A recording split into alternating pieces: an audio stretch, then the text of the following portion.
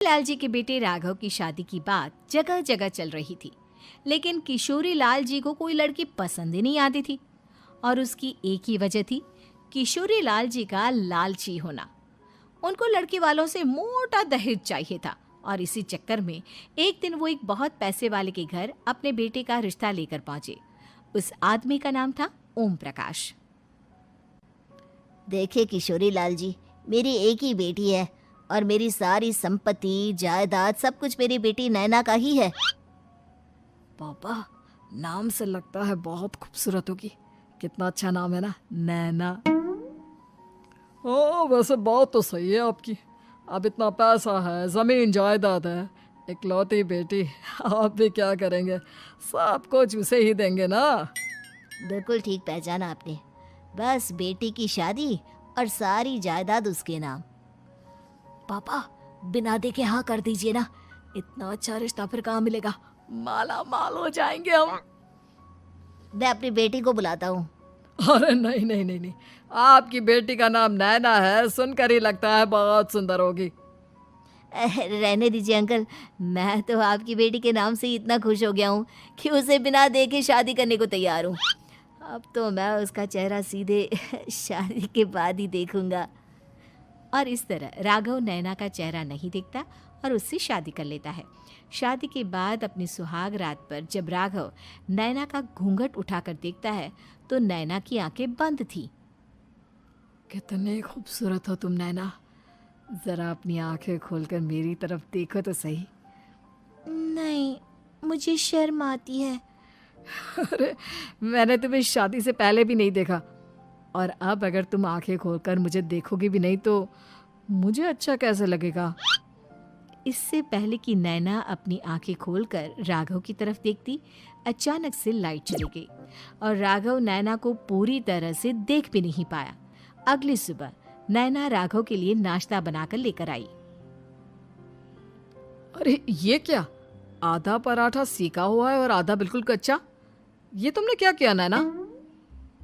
बहू, तुमने क्या आधा पराठा तवे से नीचे लटका कर रखा था, जो आधा सिका है और आधा कच्चा? मुझे जितना दिखेगा उतना ही तो सीखूंगी ना पापा जी। जहाँ जहाँ मुझे नजर आ रहा था वहाँ मैंने सीख लिया, जहाँ जहाँ नहीं दिखा वहाँ कच्चा रह गया होगा। इसका क्या मतलब है? ये कैसा मजाक कर रही है तुम? अरे बहू, तुमने इतना लंबा घूंघट क्यों लगाया हुआ है? देखो, हमारे घर में बहुओं को बेटी की तरह रखा जाता है, और फिर तुम तो इतना सारा माल लेकर आई हो। देखो, ये घूंघट डालकर रखने की कोई ज़रूरत नहीं है। हाँ नैना, पापा जी ठीक कह रहे हैं, तुम तो आराम से रहो, अपना ही घर समझो। नैना अचानक से अपना घूंघट उठा लेती है।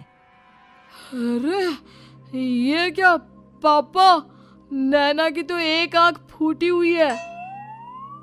नाम से नैना, लेकिन ये तो कानी बहू निकली। मेरे साथ धोखा हुआ है, धोखा। बिना दिखाए अपनी कहानी लड़की मेरे संग ब्याह दी। मुझे कहानी भी नहीं चाहिए। मुझे अभी ओम प्रकाश जी से बात करनी पड़ेगी। आखिर उन्होंने मेरे साथ ऐसा किया क्यों? अरे, आप लोगों ने ही तो पापा से कहा था कि आप लोग शादी से पहले मुझे देखना नहीं चाहते। अब मेरे पापा पर क्यों इल्जाम लगा रहे हैं? अरे लेकिन उन्हें बताना तो चाहिए था ना कि तुम कहानी हो, एक आंख से तुम्हें दिखाई नहीं देता। किशोरी लाल और राघव नाराज होकर ओम प्रकाश को अपने घर बुलाते हैं। पापा जी, ये आपने क्या किया? शादी से पहले बताया क्यों नहीं कि नैना की आंखों में परेशानी है? अरे, आप ही ने तो लड़की देखने से मना कर दिया था। अरे लेकिन आप बता तो सकते थे।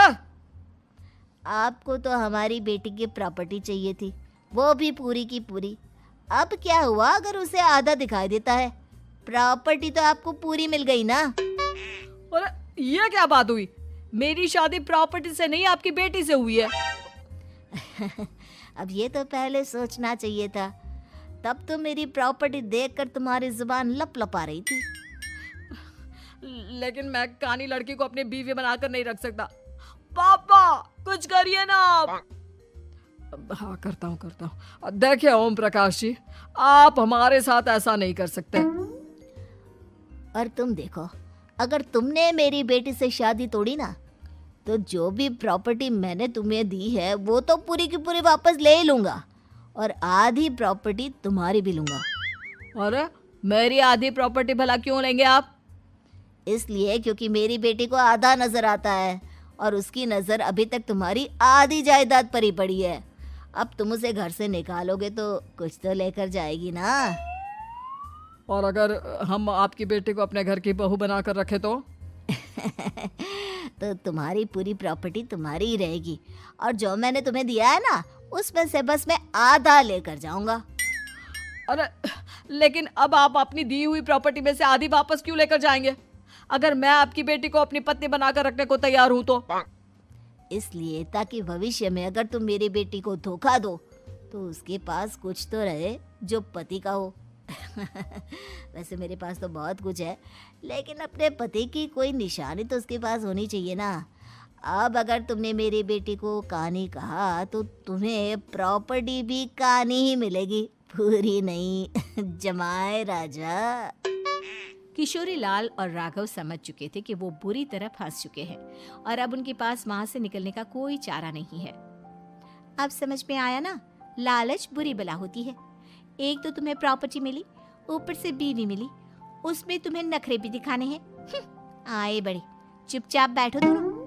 कुछ दिनों के बाद नैना राघव की कार लेकर बाजार घूमने निकलती है और जब कार लेकर वापस आती है, ये क्या? एक तरफ से मेरी गाड़ी पूरी खराब हो चुकी है।